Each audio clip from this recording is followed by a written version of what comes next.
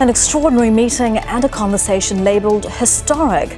Donald Trump and Volodymyr Zelenskyy meet in St. Peter's Basilica to talk peace in Ukraine. Washington says a deal is very close, but is it? And what's Trump likely to get out of any bargain? This is Inside Story.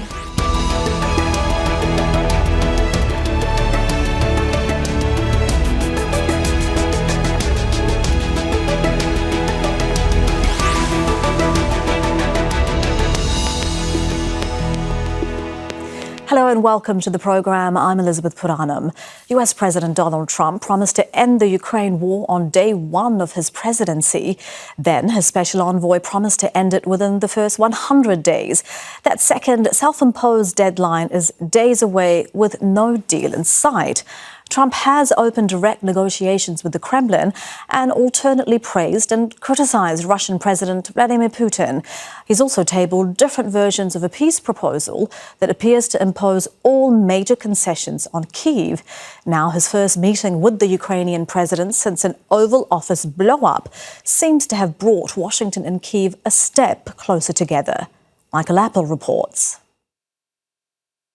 This was the first face-to-face encounter since February's Oval Office shouting match. Donald Trump and Volodymyr Zelenskyy's personal, private and informal chat in St. Peter's Basilica just before Pope Francis's funeral was called productive by both sides. It's the latest installment in an unpredictable and somewhat fractious on-again, off-again relationship between the two presidents. And Zelenskyy was keen to talk up just how significant he felt the moment was. The strategic partnership with the US is important to us, and it is very important for the alliance of Europe to have such constant contact. So the atmosphere was very positive. But there were also beaming smiles the previous day as Trump's envoy Steve Witkoff met the Russian leader for a fourth time. A meeting Trump said went so well they were, quote, very close to a deal, urging Ukraine and Russia to engage in direct talks to finish it off. Not playing cards. Right now you don't you're playing cards. Trump has repeatedly accused Zelenskyy of not wanting peace, reminding him he's a man with no cards to play. World War III. One such card Ukraine had hoped to leverage in future negotiations was territory it gained through its offensive in Russia's Kursk region, launched in August last year. Despite Kyiv's denials, President Vladimir Putin made this declaration on Saturday. I congratulate all personnel who took part in the defeat of neo-Nazi formations that invaded Russian territory in the Kursk region. The Kyiv regime's adventure has completely failed. But notably, Trump's rhetoric around Putin has shifted.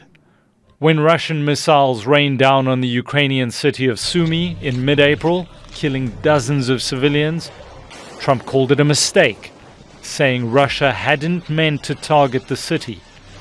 When Russian missiles struck Kyiv a few days later, Trump registered his displeasure, posting "Vladimir, stop" on social media. And now, Trump's made public his concern that Putin may be stringing him along, or tapping me, as he puts it, suggesting Washington may respond with additional sanctions. A new American peace plan is on the table, countered by proposals from both Kyiv and Europe. But there's no indication yet that any deal is as close as Trump is suggesting. Michael Apple, Al Jazeera, for Inside Story.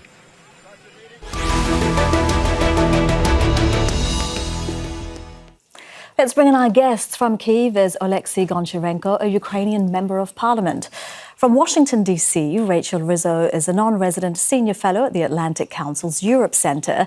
And from Moscow, Alexander Braterskya is an independent journalist focusing on foreign policy. A very warm welcome to all of you. Rachel, I'll start with you in Washington, D.C., nearly 100 days into Donald Trump's presidency. And he said that a deal is very close many times. But do you think that a deal that's acceptable to everyone is as close as the Americans are saying? Well, I think that what you just said at the end here, a deal that is acceptable for everyone is the sort of key that we're trying to unlock. So, over the last 100 days, there's been a lot of discussions here in Washington, especially by the Trump administration, talking about this deal that was on the table. But that deal seems elusive still, because what has ended up happening is that Putin's red lines are clashing with Zelensky's red lines, right? And the Trump administration is not the same as the Biden administration. They don't see themselves as an administration that is negotiating on behalf of Ukraine. So Ukraine gets the best deal. Trump sees himself and the United States as neutral arbiters in this ongoing war. And I think to Trump and his team, they don't necessarily care what is in the deal. They just want a deal. And so this is where it gets really difficult. But what we are seeing over the last couple of weeks is, I think, frustration on behalf of Trump. As he posted on Truth Social a couple days ago, is Vladimir Putin tapping me? It doesn't seem like he actually wants this war to end after attacks on Kyiv, after the Palm Sunday attack on Sumy, which killed dozens of civilians. I mean, I think there's a red line where Trump starts to get pretty frustrated, and we're seeing that happen right now. So I think we'll have to see over the next few days, the next couple of weeks, if we can make progress where progress has really not been made thus far. Yeah, Oleksiy, I do want to pick up on those comments that Trump made on social media, some of his strongest criticism, rare criticism of Vladimir Putin that Rachel mentioned, saying, "It makes me think that maybe he doesn't want to stop the war. He's just tapping me along," referring to the latest Russian attacks in Ukraine. Do you think that this could be a genuine realization on Trump's part? Hello. I'm sure that from the very beginning, Putin was trying to win time. Putin doesn't want any peace, but he's afraid of the United States of America, and he's afraid of President Trump. That's why he tries to show that he really wants some peace. He's playing the games. He's trying to invent some new conditions and things like this. And I think Trump realizes it for quite already a long time. But now he decided to go public because it's a crucial moment. I think President Trump wants to have a big progress next week before his 100 days. And as a president again, and that's why he increases pressure on Russia. From the very beginning, it was absolutely clear that the main obstacle to peace is Russia and Putin's wish to continue the war. And now I think it's time for the United States of America to put real pressure on Putin. In other case, there will be no result in the plans of President Trump to achieve peace. Alexander, how do you think that the Kremlin will see Trump's latest comments? Will they be worried about the Trump's threat of banking and secondary sanctions, or that his view of this war might be changing, might not be as pro-Russia as it has been since he's taken office? Well, I might not agree with the PM Goncharenko saying that Putin doesn't want peace. He wants peace, but on his own terms, of course. But regardless of his own terms, it's also difficult for him to continue this war forever. That's all will depend on economy. And despite, yes, in Russia, you can sell anything, war and peace, the economy will play its own part. And while you have mentioned also that President Trump will have his 100 days, President Putin will also have his 100 days, quote unquote, the 9th of May celebration, the Victory Day, where he will have to deliver the results of this operation of war in front of the public who will be watching television and in front of the soldiers who will be marching through the Red Square. So he can definitely prepare. He's actually prepared to say something because the public would be also asking questions because people are, even in Russia, people get tired of the conflict, right? With the loss of lives, of course, on both sides, and the loss of civilians. But for Putin, the liberation, whatever somebody would say, quote unquote, liberation, but also, clearing Russian part of territory from the Ukrainian forces is also something that he can sell to Russians, saying that, yes, we got Ukrainians out of Kursk region, our own territory, so now we can talk to them, directly or indirectly, So for him, if he would not win whatever the Kursk region, that would be very difficult for him. Now he's in much more better position, I would say. And I do want to talk much more about Kursk in just a moment, but Rachel, let me bring you back in on the point we've been discussing so far, this rare criticism, Trump's criticism of Putin, given how unprecedented it is and that he said that, maybe he's tapping me along. Do you think, is there anything that Ukraine, but as importantly, the Europeans can do to capitalize on this moment that Trump seems to be seeing things the way that they've been trying to get him to see? Yeah, I think there are a couple things here. I mean, I think you're completely right. You have this frustration that Trump has been publicly proclaiming against Putin that we haven't heard up until the last few days. And so I think that conversation at St. Peter's Basilica with Zelenskyy probably, led to some sort of, not necessarily a breakthrough, but an understanding that could have been lost, I think, in the Oval Office blow up with Zelenskyy that we saw a couple months ago. It seemed like a much better conversation. So that's one thing. The second thing is that I think this is a huge opportunity for the Europeans. You have President Emmanuel Macron of France, who has kind of been leading the charge over the last year or so, talking about what the Europeans have to offer, what they can put on the table to not only continue to support Ukraine, but to give it some sort of long-term security guarantees to ensure that Russia doesn't just reconstitute its army and then reinvade. With NATO off the table, and I'm sure we can talk more about the contours of a potential deal, but it seems like NATO is off the table right now. But what that means is that Ukraine needs more than just continued military support. It needs those long-term security guarantees. So I think that if Macron is able to put together some sort of coalition of the willing, a coalition of willing Europeans, I should specify, that can provide that out of the bounds of NATO's mutual defense agreements, then potentially I think this can push Trump down the line. I still don't think Ukraine is going to see an American security backstop, no matter how forward-leaning the Europeans are. And I think this is something that has probably really frustrated the Ukrainians, and understandably so. But yeah, I think this is a huge moment for the Europeans, and we're sort of seeing Macron emerge as a kind of de facto leader of this potential coalition. Okay, and before we get to the contours of the proposed deals that are on the table, Oleksiy, let me ask you about what Alexander has brought up, which is the Russian president declaring that Kursk has been retaken from Ukraine. I mean, Ukraine had hoped it could use the land it seized in Kursk as a bargaining chip in peace talks with Russia. How much does this weaken Ukraine's hand as the negotiations continue? First of all, Putin lies. Not completely Ukrainian forces are kicked out from Kursk region. There are still some parts of Kursk region which are controlled by Ukrainian army. But the fact that Putin decided yesterday to announce this so-called victory means that Putin really understands, as I told you, he's afraid of United States, he's afraid of Trump, he's afraid of these secondary sanctions. He's very vulnerable economically now. So he's really considering to accept the terms which Americans propose. And that's why he tries now to show that there is no obstacle, that he has a victory.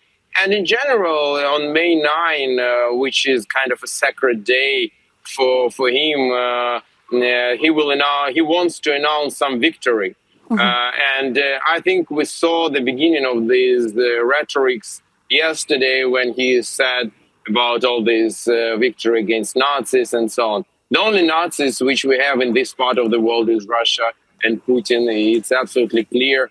But he will try to call it a victory, which is definitely not, which is important to understand. But Oleksiy, it's not just Putin who's saying that, because just a couple of days ago, the US-based Institute for the Study of War think tank talked about the huge Russian gains in Kursk and saying that they really push Ukrainian forces from their limited remaining positions in the area. I do want to get to now to take a look at some of the US peace deal proposals that have been presented to European and Ukrainian officials 10 days ago in Paris so that we can pick those apart. They call for a permanent ceasefire to kickstart further negotiations. Ukraine would receive what the document refers to as robust security guarantees, but it doesn't say what form they will take or who will provide them. It states Ukraine may pursue membership of the European Union, but joining the NATO military alliance is off the table. The United States says it will legally recognize Russia's illegal annexation of Crimea, while unofficially recognizing Russian control over other occupied Ukrainian territories, roughly 20% of the country. And it wants Ukraine to sign a minerals agreement with Washington. Alexander, let me bring you in here, because most of the proposals that we've seen, especially the US one, seems to be pushing most of the major concessions on Ukraine. You said that you believe Russia does want peace. What cost and what is it willing to concede for that peace? Well, there was some poll that actually, yes, NATO, for example, for the Russian political class was always an unacceptable thing. So that Ukraine is not joining NATO, that's a good thing. The political class of Russians could support that. But in the same time, you can say whatever, but Ukrainian forces have actually proved themselves very capable fighting one of the biggest machines in the world, the Russian army. The Ukrainian military, you can even say that from the Russian commanders, they're saying the Ukrainian military proved to be very strong, right? It's not a joke. It's a serious army. So the Ukrainians themselves that are be able to actually teach even the Europeans the warfare, because the Europeans have not had that experience as the Ukrainians have. But as far as Crimea is de facto a part of a Russian Federation, and Ukraine might not recognize it, as President Trump has said. Let's say the Baltic states were not recognized by the U.S., but still the Americans were traveling there. They were one of the parts of the Soviet Union. So, but as far as other territories, Ukraine is not going to recognize them. They will not be legally recognized. So, of course, this actually peace is bad for the Ukrainian side, but it's still a peace, right? It's still something that Ukrainian public can accept. But Alexander, let me ask you again what Russia is willing to concede to make peace. The Ukrainian counter-proposal is reported to ask for no restrictions on the size of the Ukrainian military, a European security contingent backed by the US, frozen Russian assets being used to repair damage in Ukraine caused by the war. Would any of these be acceptable to the Kremlin? Well, I think that the money that Russia will lose by default, maybe the Russia can accept them. I'm not going to say for the Russian government, but it's possible that by default the money would never be returned. As far as European forces in Ukraine, that's very difficult to accept. But there's also a possibility of UN peacekeepers, of the force which combined from the Brazilian or Indian or other forces. Let's say if somebody shoots the Indian paratroopers, there's also, pretexts to, war to begin again, because India is a very serious nation. There's always a possibility for compromise. But, as I said, both leaders can sell that to their own public. President Zelenskyy can say, I fought Russia for many years, for 3 years. I saved 80% of our territory, and we were strong. And Putin can say, Ukraine is now joining NATO. So of course, Ukraine is a parliamentary democracy. Whatever you might criticize it, it might be difficult. With Russia, it's more easy to give it to people, right? Say they will accept Putin prolonging war or Putin stopping the war. The support of Putin or of any war president is actually very strong. So yes, I think that Russia is willing to take some concessions. If Lavrov is saying that there should be details to discuss, means Russia is getting at least close to a peace deal, right? And it's possible. It's possible. Yeah, Rachel, I can see you wanting to come in there. Yeah, I wanted to just pick up on one thing that a couple of my co-panelists have hinted to and said. I think that anything that is framed as a loss for Russia is not going to fly. And it's not going to be something that this administration is going to push. I think the way that Trump will try to frame the contours of a potential deal will eventually say, oh, look, both sides can claim some sort of victory, and that's how you get to a permanent ceasefire. I'm still on the fence as to whether I think Russia is serious about a permanent ceasefire. I wonder if they'll have to a lot more pain, especially economically, before this is something that they're going to be willing to actually come to the table in good faith and discuss. But I really, anyone that frames this as a Russian loss, I think needs to reframe how they're thinking about the contours of these discussions and potential ceasefires. And Oleksiy, what do you see Ukraine being willing to concede? There's no mention of, there's no insistence on the NATO membership. They've talked about not recognizing, not being okay with the US recognizing the annexation of Crimea, but they're not saying anything about the 20% of Ukrainian territory that Russia has occupied since the war began. We in Ukraine, we want peace, and we need peace as soon as possible. And yes, it looks like we're moving to freezing of the conflict, meaning that part of our territories after end of hostilities will be controlled by Russians.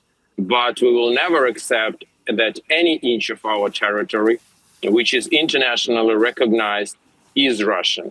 So the day will come, Russian empire will fall apart, like it happened twice during the last 100 years. It will happen again, and we will take back control of our territories at that time. But for the moment, yes, it is possible that after end of hostilities, part of our territories will be still illegally occupied by Russia. Speaking about NATO, it's Ukraine wants to become a member of NATO, and it will not change after the end of hostilities. But it's up to NATO to accept Ukraine or not. I think the day will come when NATO will invite Ukraine to join, because the Ukrainian army today is one of the strongest armies in the world, together with American and Russian, because only our armies know what does it mean, a real combat of 21st century, warfare of 21st century. So it will also one day come. So that's our position. That's how we see it. And once again, let me bring peace. Alexander in on the NATO question, because it's one of the biggest reasons for the war, is Putin being against Ukraine growing so close to NATO. Alexander, would Putin be happy leaving the question of Ukraine joining NATO, NATO inviting Ukraine in the future, however far? Would he be okay with leaving that as a possibility?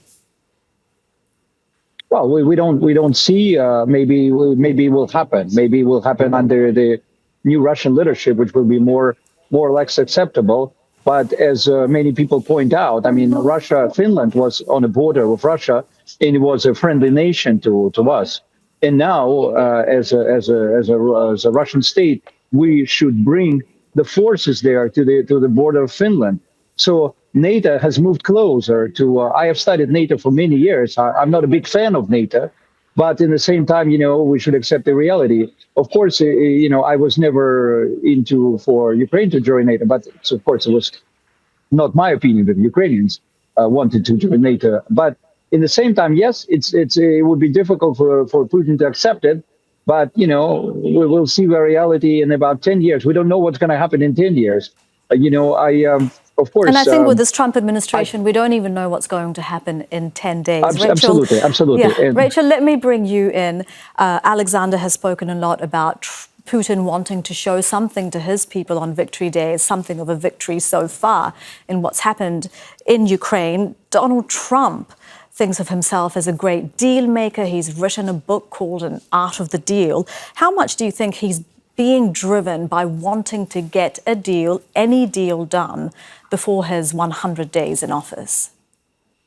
Yeah. So let me just go back to one quick thing that Alexander said, about Swedish and Finnish NATO membership. These two countries have been famously neutral for decades. Only Moscow's invasion of Ukraine full-scale invasion of Ukraine could have driven them towards NATO. This was Moscow's doing. So I just want to make that clear. In terms of Trump's deal, in terms of the first 100 days, I do think that this is partially, I mean, maybe even the majority of what is driving him. Because in the United States, this war has become extremely politicized. You know, you had during the Biden administration, Biden saying over and over again that the United States will support Ukraine for as long as it takes. And there wasn't really a clear end to that sentence, as long as it takes to do what exactly.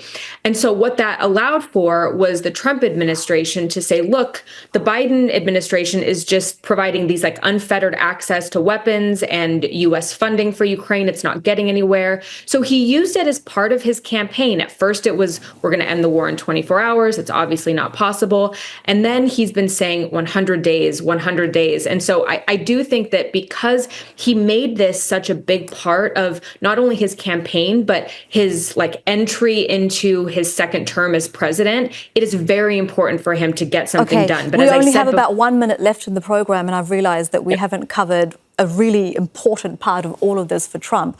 Oleksiy, let me bring you in on the rare earth minerals deal, which Trump has been posting on social media again about, yesterday saying Zelenskyy still hasn't signed the deal. Just briefly, where do you see this as part of the larger peace plan? We are ready to sign the deal with the United States, which should benefit both interests of both countries. And we want to have as much cooperation with the United States as possible.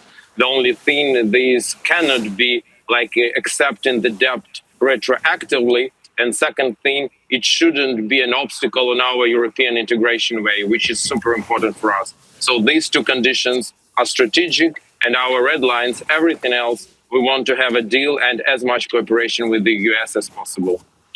I'm afraid we've run out of time, but I want to thank all of our guests for this very interesting discussion. Oleksiy Goncharenko in Kyiv, Rachel Rizzo in Washington, D.C., and Alexander Braterskya in Moscow. And thank you too for watching. You can see the program again anytime by visiting our website, aljazeera.com. And for further discussion, do go to our Facebook page. That's facebook.com/AJ Inside Story. You can also join the conversation on X. Our handle is @AJ Inside Story. From me, Elizabeth Puranam, and the whole team here, bye for now.